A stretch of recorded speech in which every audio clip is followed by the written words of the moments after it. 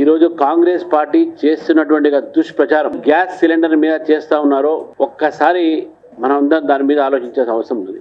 Gas cylinder ఈరోజు మన దేశంలో ప్రతిరోజు 55 లక్షలు గ్యాస్ తీసుకుంటారు జనం మొత్తం దేశంలో. కానీ కాంగ్రెస్ బాధ్యత రహితమైనటువంటి ఒక వ్యాఖ్యల ద్వారా ఈరోజు దాదాపు 76 లక్షలు ప్రతిరోజు ఈరోజు గ్యాస్ దగ్గర డిమాండ్ పెరిగింది. ఈ డిమాండ్ ఎందుకు పెరిగిందంటే గ్యాస్ కొరత కృత్రిమంగా సృష్టించాలి అనేటువంటి ఉద్దేశంతో పడ్డది. గ్యాస్ కొరత లేదు అని ప్రధానమంత్రి చెప్తా ఉన్నారు, గ్యాస్ కొరత లేదని ప్రతి ఒక్కరు చెప్తా ఉన్నాం. మళ్ళీ ఎందుకు గ్యాస్ ఒక ఏజెన్సీల ముందు ప్రజల నుంచొని గ్యాస్ కోసం ఎదురు పడుతున్నారు, ఎందుకు చేస్తున్నారు అనే విషయాన్ని ఒక్కసారి మనం గమనించాలి. ఎక్కడ కూడా గ్యాస్ కొరత లేదు. వాస్తవానికి యుద్ధం అవుతున్న సమయంలో కొంత కష్టం ఉంటుంది గ్యాస్ సప్లై.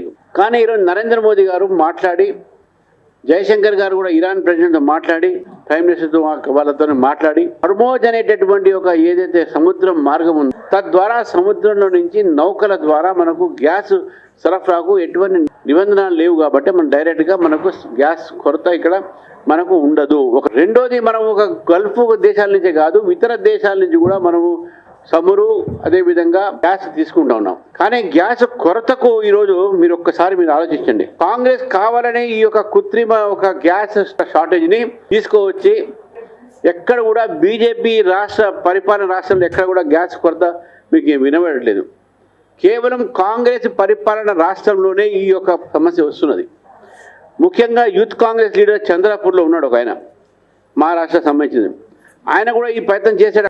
వేలాది ఒక గ్యాస్ సిలిండర్ అతను దాచుకుంటే గోడా నుంచి బయట తీసింది పోలీసులు, దాచుకున్నాడు అక్కడ. ఇది కాంగ్రెస్ యువ నాయకుడు అక్కడ గ్యాస్ ఏజెన్సీ పెట్టుకొని గ్యాస్ కృత్రిమ ఒక ఏవైతే మన ప్రయత్నం చేశాడో ఈ యొక్క కృత్రిమ షార్టేజ్ కోసము అతను మొత్తం కూడా పట్టుబడ్డది. రెండవది, ఎస్పీ పార్టీకి సంబంధించినటువంటి ఒక లీడర్ హాపూర్ ఉత్తరప్రదేశ్లో వారి దగ్గర నుంచి కూడా వందలాది ఒక గ్యాస్ సిలిండర్ ఆయన దగ్గర నుంచి రేడ్ చేసి తీసుకోవడం జరిగింది, సమాజ్వాదీ పార్టీ లీడర్. అదేవిధంగా యాదగిరి కర్ణాటకలో అక్కడ ఒక గ్యాస్ ఏజెన్సీ అక్కడ కూడా ఆయన హోటల్ ఒక ఉన్నటువంటి అసోసియేషన్ వాళ్ళు ఇల్లీగల్గా గ్యాస్ వాళ్ళ దగ్గర దాచుకున్నారు.